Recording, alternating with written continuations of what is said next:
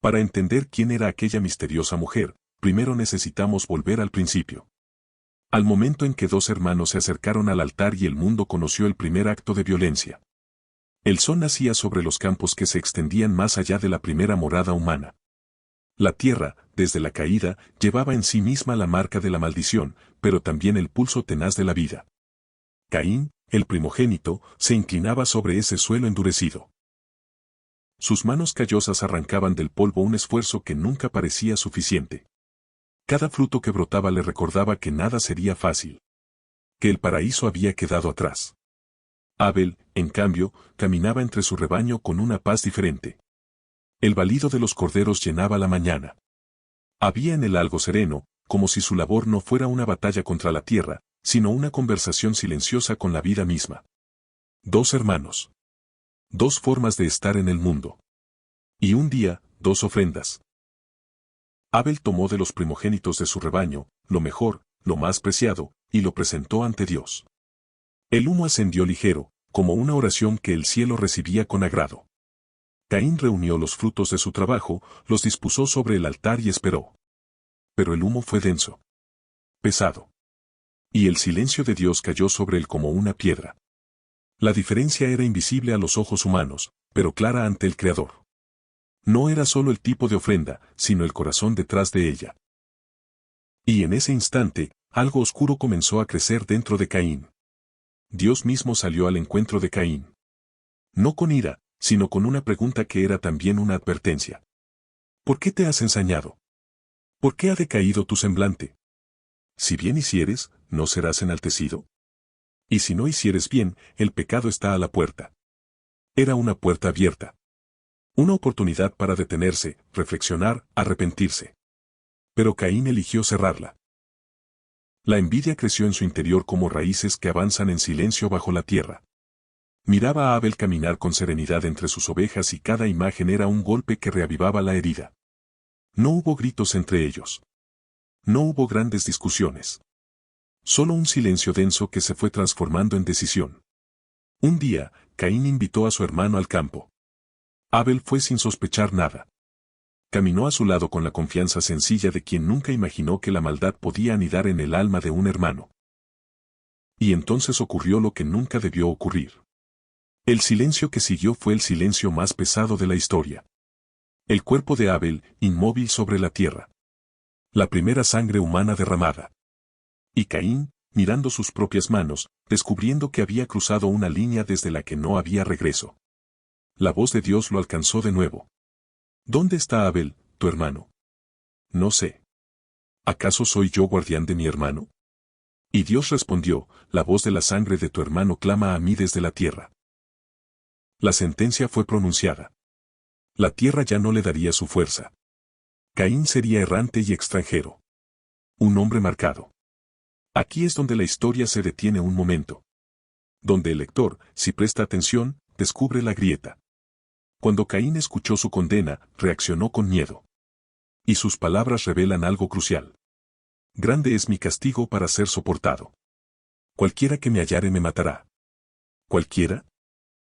¿Quiénes eran ese cualquiera si la humanidad, según nuestra imagen más común del Génesis, apenas tenía 4 personas? Esa palabra no es un error. Es una pista. Y la pista se vuelve más clara cuando Caín parte hacia el oriente, hacia la tierra de Nod, y allí, conoce a su esposa. Sin presentación. Sin genealogía. Sin explicación. Simplemente, llegó a Nod, conoció a su mujer, ella concibió y dio a luz a Enoc.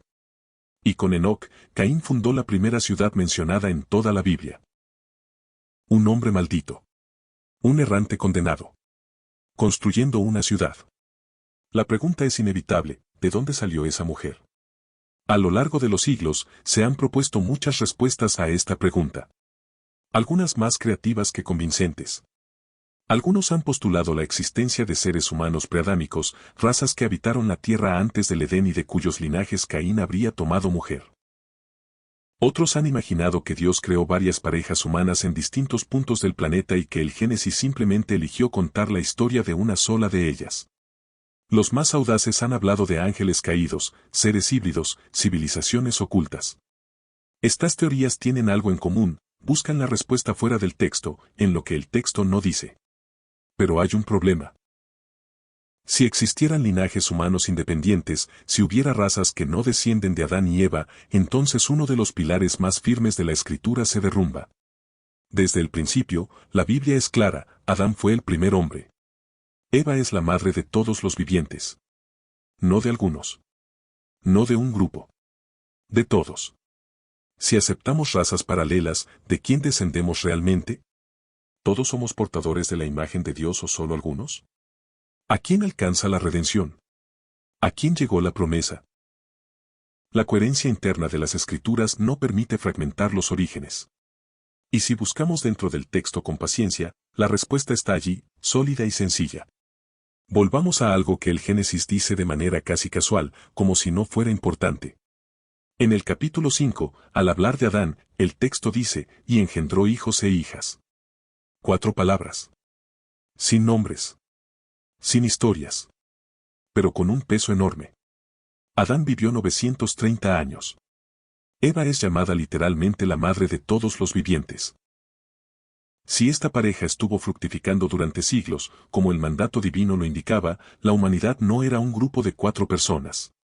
Era ya, para cuando Caín partió hacia Nod, una comunidad en crecimiento, con hermanos, sobrinas, primos, clanes familiares que se extendían por los campos y colinas primitivas. Basta hacer el cálculo más básico. Si Adán y Eva engendraron hijos durante varios siglos, incluso a un ritmo moderado, la tierra habría conocido decenas, centenas de descendientes. Y cada uno de esos hijos, al crecer y formar sus propias familias, multiplicaba la población de manera exponencial. El temor de Caín ahora tiene sentido pleno. Cuando decía cualquiera que me hallare me matará, no estaba hablando de personas imaginarias. Estaba hablando de hermanos, sobrinos, parientes que ya existían, que ya sabían lo que había hecho, que ya cargaban con la memoria del asesinato de Abel. Y la esposa que encontró en la tierra de Nod no era un ser extraño caído del vacío. Era, con toda probabilidad, una de esas hijas de Adán y Eva. Una hermana. Una sobrina. Alguien de la misma raíz. Aquí viene la pregunta que muchos quieren hacer pero no siempre se atreven. Si la esposa de Caín era su hermana o una pariente cercana, ¿no nos está diciendo la Biblia que la humanidad comenzó con incesto? La respuesta requiere un concepto que los teólogos llaman revelación progresiva. En los primeros días de la humanidad, no existían aún las leyes que Dios daría siglos más tarde a través de Moisés. El mandato era otro: fructificad, multiplicaos, llenad la tierra.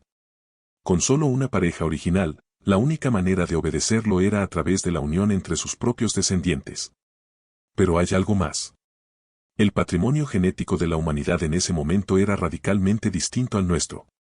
Los cuerpos de los primeros seres humanos no cargaban siglos de mutaciones acumuladas. La creación era todavía joven.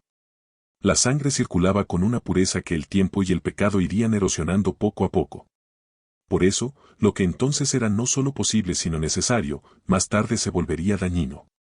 Es en el libro de Levítico, siglos después, donde Dios establece con claridad las prohibiciones de uniones entre parientes cercanos. Hermanos, tías, sobrinas, padres, hijos. La lista es detallada y firme. Pero esa ley llegó cuando era necesaria, cuando la biología lo exigía y cuando la santidad de la comunidad lo requería. Lejos de ser una contradicción, este cambio revela algo hermoso sobre la providencia divina. Dios sabe cuándo permitir y cuándo restringir. Su revelación se ajusta al tiempo, al estado de la creación y a las necesidades de cada etapa de la historia humana. Parte 7. La tierra de Nod y el legado de Caín. Tono narrativo, retomando la historia. Volvamos a Nod. La tierra de Nod, cuyo nombre en hebreo significa precisamente tierra de errantes, se convirtió en el escenario de una paradoja fascinante. Allí vivía el primer asesino de la historia. Un hombre marcado, condenado, sin tierra propia. Y sin embargo, allí levantó una ciudad. Allí tuvo un hijo. Allí comenzó un linaje. De sus descendientes nacerían los primeros pastores nómadas, los primeros músicos, los primeros artesanos del bronce y el hierro. Como si la imagen de Dios en el ser humano, aunque empañada por el pecado, no pudiera dejar de crear. Pero junto con los logros vino también una corrupción más profunda. En la genealogía de Caín aparece Lamec, el primer polígamo conocido, que cantaba sobre su propia violencia con un orgullo que escalofría. Un hombre mataré por mi herida y un joven por mi golpe. Si a Caín le correspondía ser vengado 7 veces, yo lo seré 70 veces 7. El pecado no se detuvo en Caín. Se multiplicó. Se institucionalizó. La línea de Caín construyó ciudades brillantes por fuera, pero cada vez más oscuras por dentro. Pero la historia no termina en Nod. Adán y Eva tuvieron otro hijo. Set. Y cuando Eva lo sostuvo en sus brazos, dijo algo significativo. Dios me ha concedido otro hijo en lugar de Abel, al que mató Caín. Set no era solo un reemplazo. Era el inicio de un camino diferente. De sus descendientes dice el texto algo que contrasta de manera poderosa con la línea de Caín. Entonces los hombres comenzaron a invocar el nombre del Señor. Mientras la línea de Caín construía ciudades y se glorificaba en la tierra, la línea de Set miraba hacia arriba. Clamaba a Dios. Preservaba la memoria del Creador en un mundo que se hundía cada vez más en la oscuridad. 2 linajes. Mismo origen. Caminos opuestos. No por la biología. No por la raza. Sino por la postura del corazón frente a Dios. Y es en esa línea de Set, siglos más adelante, donde nacerá el Mesías. La promesa que comenzó en el Edén, que atravesó la culpa de Caín, que sobrevivió al diluvio, que caminó entre patriarcas y profetas, encontraría su cumplimiento en Jesucristo. Entonces, ¿de dónde vino la esposa de Caín? Vino de la misma fuente de la que venimos todos. Del diseño original de Dios. Del mandato de multiplicarse. De la longevidad extraordinaria de los primeros seres humanos.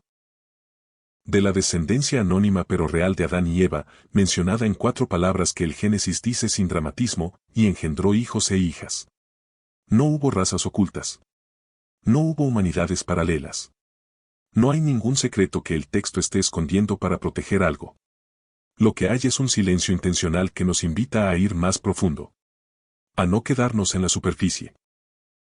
A entender que la Biblia no es una enciclopedia genealógica, sino el testimonio del plan eterno de Dios, contado con precisión quirúrgica, revelando solo lo necesario para conducirnos hacia la fe.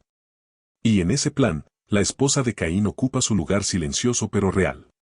Es prueba de que la vida continuó. De que el pecado no interrumpió el propósito de Dios, sino que lo hizo más urgente. De que toda la humanidad, absolutamente toda, comparte un mismo origen y está llamada a la misma redención. La pregunta que queda no es académica. Es personal. ¿En qué camino estás caminando? ¿En el de Caín, que se apartó de Dios, que construyó su propia ciudad, que grabó su nombre en piedra pero perdió el cielo? ¿O en el de aquellos que, como Set y sus descendientes, invocaron el nombre del Señor y encontraron algo que ninguna ciudad puede dar? La historia de la esposa de Caín no termina en la tierra de Nod. Termina en ti. En tu decisión. En tu fe. Si este contenido te abrió los ojos a una manera diferente de leer la palabra de Dios, déjalo en los comentarios. Y suscríbete, porque cada semana abrimos juntos un nuevo archivo de la historia sagrada. Porque cada detalle, por pequeño que parezca, nos acerca un poco más al corazón de Dios.